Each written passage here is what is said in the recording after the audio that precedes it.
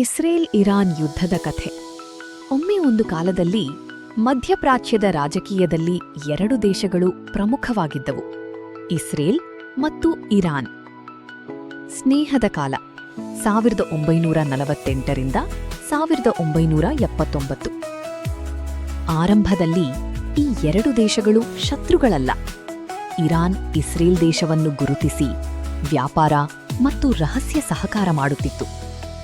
ಆದರೆ ವೈರಾಗ್ಯದ ಆರಂಭ, ಕ್ರಾಂತಿಯ ನಂತರ 1979ರಲ್ಲಿ ಇರಾನ್ನಲ್ಲಿ ಒಂದು ದೊಡ್ಡ ಘಟನೆ ನಡೆಯಿತು. ಅದು ಇರಾನಿಯನ್ ರೆವಲ್ಯೂಷನ್. ಈ ಕ್ರಾಂತಿಯ ನಂತರ ಹೊಸ ಸರ್ಕಾರ ಇಸ್ರೇಲನ್ನು ಶತ್ರು ಎಂದು ಘೋಷಿಸಿತು. ಅವರ ದೃಷ್ಟಿಯಲ್ಲಿ ಇಸ್ರೇಲ್ ಪಶ್ಚಿಮ ದೇಶಗಳ ಪ್ರಭಾವದ ಪ್ರತೀಕ. ನೆರೆಯಲ್ಲದ ಯುದ್ಧ, proxy war.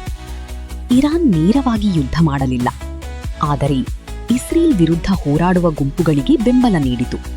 Hezbollah ಲೆಬನಾನ್ನಲ್ಲಿ, Hamas Gaza ಪ್ರದೇಶದಲ್ಲಿ. ಇದರಿಂದ ಯುದ್ಧ ನೆರೆಯಲ್ಲದ ಯುದ್ಧ ಆಗಿ ಬದಲಾಗಿದೆ. ಬಾಂಬಾಡಿತ ಕಾಲದ ತೀವ್ರತೆ. ಇತ್ತೀಚಿನ ವರ್ಷಗಳಲ್ಲಿ ಸಂಘರ್ಷ ಹೆಚ್ಚಾಗಿದೆ.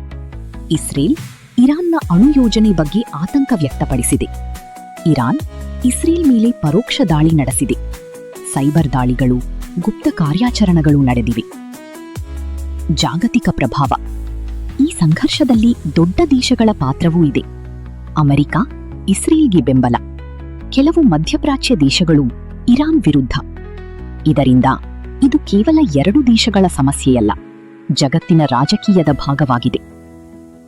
ಕಥೆಯ ಅಂತ್ಯ ಇನ್ನೂ ಮುಂದುವರಿಯುತ್ತಿದೆ. ಈ ಕಥೆಗೆ ಇನ್ನೂ ಅಂತ್ಯವಿಲ್ಲ. ಸಂಘರ್ಷ ಇಂದಿಗೂ ಮುಂದುವರಿಯುತ್ತಿದೆ. ಇಸ್ರೇಲ್ ಮತ್ತು ಇರಾನ್ ನಡುವಿನ ಯುದ್ಧ. ಇದು ಕೇವಲ ಎರಡು ದೇಶಗಳ ನಡುವೆ ನಡೆಯುವ ಯುದ್ಧ. ಈ ಯುದ್ಧ ಅರಬ್ ರಾಷ್ಟ್ರಗಳಿಗೆ ನುಂಗಲಾರದ ಬಿಸಿತುಪ್ಪವಾಗಿ ಪರಿಣಾಮಿಸಿದೆ. ಈ ಸಂಘರ್ಷಕ್ಕೆ ಇನ್ನೂ ಅಂತ್ಯ ಇಲ್ಲ. ಆದರೆ ಒಂದು ಪ್ರಶ್ನೆ ಮಾತ್ರ ಉಳಿದಿದೆ: ಶಾಂತಿ ಯಾವಾಗ ಬರುತ್ತದೆ?